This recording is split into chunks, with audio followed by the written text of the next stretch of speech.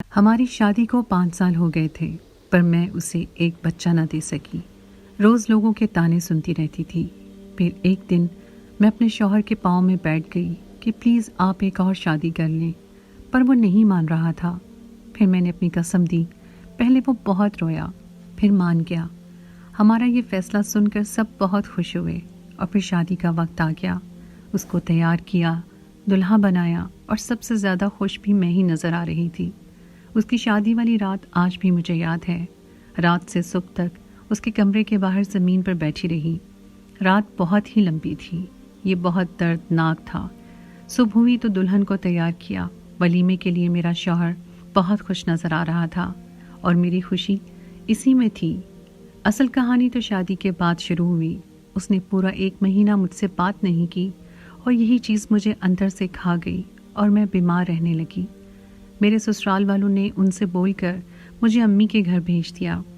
1 سال تک خبر ہی نہ لی کہ میں کس حال میں ہوں، زندہ بھی ہوں یا مر گئی ہوں۔ وہ 1 سال قیامت کی طرح گزرا تھا۔ ایک دن میرے لیے قیامت سے کم نہیں تھا۔ 1 سال بعد اللہ نے ان کو ایک بیٹی اور بیٹے سے نوازا، تو ان کو ایک نوکرانی کی ضرورت پڑی، تو وہ مجھے لینے آ گئے۔ والدین کے منع کرنے کے باوجود میں ان کے ساتھ جانے کے لیے تیار ہو گئی۔ سارا دن مجھ سے نوکروں کی طرح کام لیتے، لیکن میں اس میں بھی خوش تھی۔ بے شک وہ مجھے دیکھتے نہیں تھے، مجھ سے بات نہیں کرتے تھے، لیکن میری آنکھوں کے سامنے تو تھے۔ سارا دن کام کرتی اور ساری رات سٹور نما کمرے میں سو کر گزارا کرتی۔ دن گزر رہے تھے اور مجھے اس چیز کی عادت بھی ہو گئی تھی۔ میرے ساتھ جو بھی ہوا تھا سب بھول چکی تھی۔ میری آزمائش تو گزر چکی تھی۔ میں اپنی آزمائش پر پوری اتری تھی۔ ایک دن وہ اپنی بیوی بچوں کے ساتھ شہر سے باہر گئے۔ ان کی کار کا ایکسیڈنٹ ہو گیا، جس میں وہ خود تو بچ گئے، لیکن ان کے بیوی بچے اللہ کو پیارے ہو گئے۔ اپنے بیوی بچوں کی موت کے بعد وہ حد سے زیادہ پریشان رہنے لگے تھے، اور اسی طرح 4 مہینے گزر گئے۔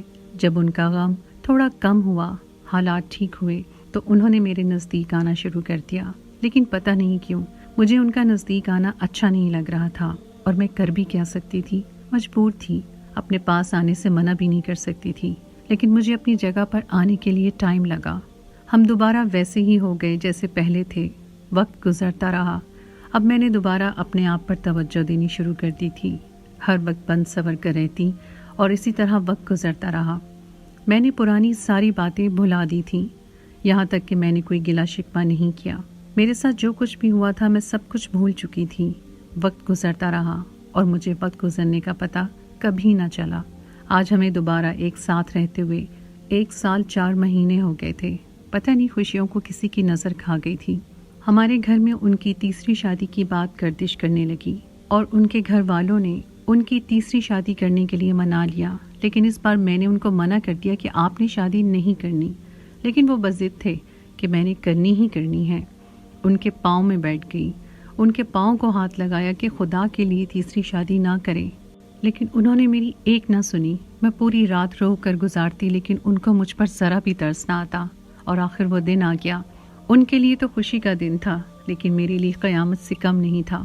نکاح کا دن تھا۔ اسی دن میرے امی ابو مجھے لینے آ گئے، لیکن میں جانے کے لیے راضی نہیں تھی۔ لیکن میرے شوہر نے آج حد پار کر دی تھی۔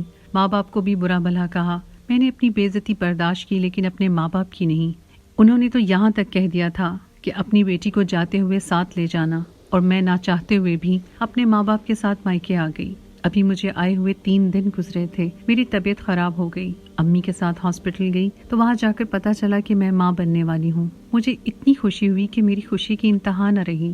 جب سے مجھے پتا چلا تھا کہ میں ماں بننے والی ہوں، میں بہت زیادہ خوش تھی۔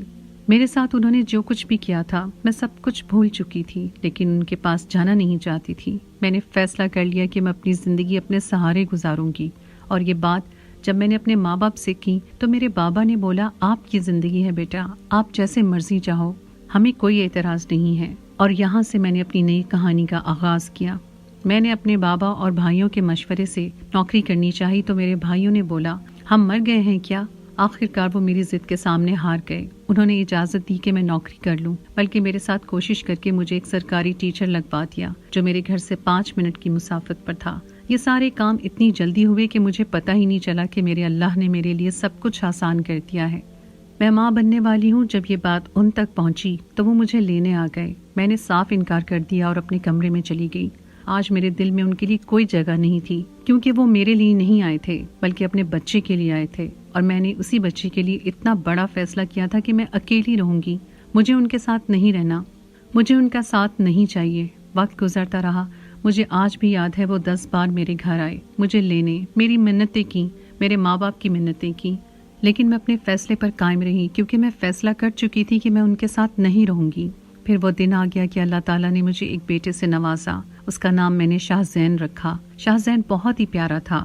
میرے بیٹے میں میری دنیا بستی تھی۔ لوگ کہتے ہیں نا کہ ماں اپنی اولاد سے بہت پیار کرتی ہے۔ وہ میری آنکھوں کا نور تھا، میری دنیا جہان تھا۔ شاہ زین کی پیدائش پر وہ آئے تھے اور میں نے اپنے بیٹے کو دیکھنے تک نہیں دیا۔ وہ میرے پاؤں میں گر گئے۔ صرف ایک بار مجھے اپنا بیٹا دیکھ لینے دو، لیکن مجھے وہ وقت یاد آ گیا جب میں ان کے پاؤں میں گر گئی تھی، ان کے پاؤں کو ہاتھ لگایا تھا کہ تیسری شادی مت کرو۔ اس وقت انہوں نے مجھے پورے خاندان کے سامنے ذلیل کیا تھا، اور میرے ماں باپ کو بھی ذلیل کر کے نکالا تھا اپنے پورے خاندان کے سامنے۔ تو میں کیسے دیکھنے دیتی اپنے بیٹے کا چہرہ؟ میرا بیٹا تو میرے لیے سب کچھ تھا۔ ان کو تیسری بیوی سے بھی اولاد نہ مل سکی تو انہوں نے بہت کوشش کی کہ میں واپس چلی جاؤں یا پھر میں اپنا بیٹا ان کو دے دوں۔ انہوں نے کورٹ کچہری کے بہت چکر لگائے، لیکن کوئی فائدہ نہیں ہوا، اور میں اپنی زندگی میں آج بہت خوش تھی۔ میرے بھائیوں نے مجھے اچھا سا گھر بنا کے دیا، اور میرے بابا اور بھائیوں نے مجھے جائیداد میں سے ایک بڑا حصہ دیا۔ میں نے لینے سے صاف انکار کر دیا، کیونکہ مجھے زمین جائیداد نہیں چاہیے تھی۔ میرے بھائی بہت اچھے ہیں، وہ میری ہر ضرورت پوری کرتے تھے۔